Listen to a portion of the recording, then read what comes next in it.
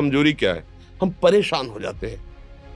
संसार में देखो तो परेशान, परमार्थ की तरफ देखो तो हम परेशान हो, ये हमारा आदत स्वभाव बन गया परेशान होना। थोड़ा सा धैर्यवान बनो, गंभीर बनो।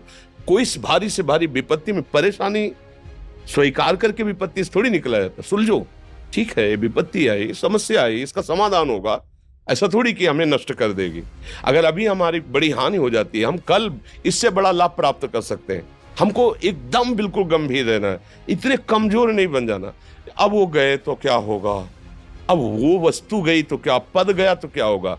प्रयास किया था, ये पद मिला था, इससे बड़ा पद प्राप्त करूंगा, मैं इससे बड़ा महान बनूंगा। ठीक है, एक बार गिर गया, गलती हो गई, दंड भोगूंगा, फिर इससे ज्यादा संयम में रहूंगा।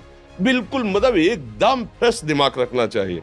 और अपने लोग क्या है, जरा सी बात में एकदम पछड़ा कर लेते हैं, एकदम कमजोर हो जाते हैं। ये बिल्कुल ठीक नहीं है। हम जीवन भर की यात्रा की बात कह रहे हैं, भारी से भारी कष्ट में भी मुस्कुराना, तो हमें बल मिला है, हमें भगवान की कृपा का दर्शन हुआ है, हमें उनका दुलार दिखाई दिया है। अगर ऐसे तो भाग जाते हैं, फिर परमार्थ में थोड़ी चलना होता है। आज जो आप सुन करके लाभ लेने की चेष्टा कर रहे हो ना, ये केवल प्रवचन नहीं है, ये जीवन है। अगर ये जिए ना होते ना तो ये इसका प्रभाव नहीं पड़ता, फिर वाणी का प्रभाव नहीं पड़ता। हम इसीलिए कहते हैं, जैसे आप लोग एकदम परेशान हो जाते हैं जब बोलो, क्या हमसे ज्यादा परेशानी होगी? दोनों किडनी खराब, दवाई लाने के लिए पैसे नहीं, पानी रखा है हम उठ के पी नहीं सकते, भीषण शरीर में कष्ट, भीषण बुखार, क्योंकि किडनी फेल, जरा में बुखार, खाने को क्या, रोटी मांग के लाओ। अगर वहां सब्जी मिलती है तो लाल मिर्च ऐसी पड़ के मिलती थी कि वो पा नहीं सकते थे। आप सोचो, पानी लाना है तो मुझे लाना है, पीना है तो मुझे पीना है। अगर मैं हारता तो कहां पहुंच जाता, क्या स्थिति होती? नहीं, मरना है पर कदम पीछे। कोई दिन ऐसा नहीं जिस दिन सेवा ना की हो, जिस दिन सेवा ना गए हो। गुरु जी की सेवा में जाना है, पहले अपने को स्वस्थ साबित करना है, नहीं वो सेवा नहीं लेंगे। तुम बीमार हो, तुम कष्ट में हो, ऐसे उनकी दृष्टि परेशान थी, सेवा की, आके लेट गए। फिर हिम्मत की, अपनी श्री जी की सेवा की, मधुकरी नहीं गए, 3-4 दिन भोजन नहीं गए, पर सेवा नहीं छोड़ा, दिनचर्या नहीं छोड़ी। और उसका प्रधान कारण संयम, ब्रह्मचर्य, भगवदाश्रय, नाम जप, कभी हारने नहीं दिया। अभी भी थोड़ी देर बाद डायलिसिस शुरू होगा, हारने, आपको हारे हुए नजर आ रहे हैं। शरीर में पीड़ा है, किडनी फेल है, ऐसा थोड़ा हम स्वस्थ बैठे हैं, पीड़ा है, बार बार प्यास लगती है, थोड़ा थोड़ा पानी मिलता है हर, लेकिन हम आनंदित हैं, हम प्रसन्न हैं। हम लड़ाई में हारे नहीं हैं, ना हारेंगे, हम जीत चुके हैं। हम अपने मालिक के भरोसे में अपना सब बात, तो वो ये हम अपनी बड़ाई नहीं बता रहे, हम आपको बता रहे समस्या। सोचो, तुम्हारे पास तो माँ है, भाई है, बहन है, परिवार है, कोई ना कोई तो है ना। मेरा किसी ने कभी जीवन में ध्यान भी नहीं दिया। क्यों?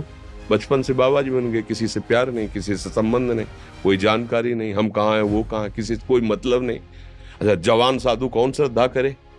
कभी गांव जाने की हिम्मत नहीं पड़ती कि रोटी मांग ले, पता नहीं लोग क्या सोचेंगे, क्या भावना कर ले।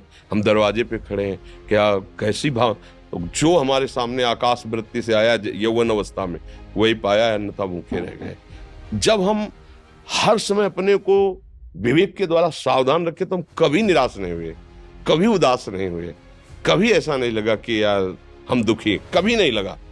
उसी का फल है कि उस सुख का संकेत मिल गया जहां दुख की निशानी भी नहीं है, वही उसी के बच्चे हो। हम सब उसी धातु से बने हुए हैं। हम इतना क्यों परेशान हो जाते हैं? हम ये देखते हैं अपने लोग, थोड़ी बात बिगड़ गई परेशान, नहीं बिगड़ी तो बिगड़ जाने की संभावना में परेशान है। आज सुख है लेकिन कल सुख छिन जाएगा, तो हम आज के सुख में सुखी ना होकर कल के दुख की आने की संभावना में हम भयभीत हो। मतलब क्या हमारी सोच रह गई? हमको इतना बलवान बनना है कि सुख और दुख दोनों हमको छू न सके।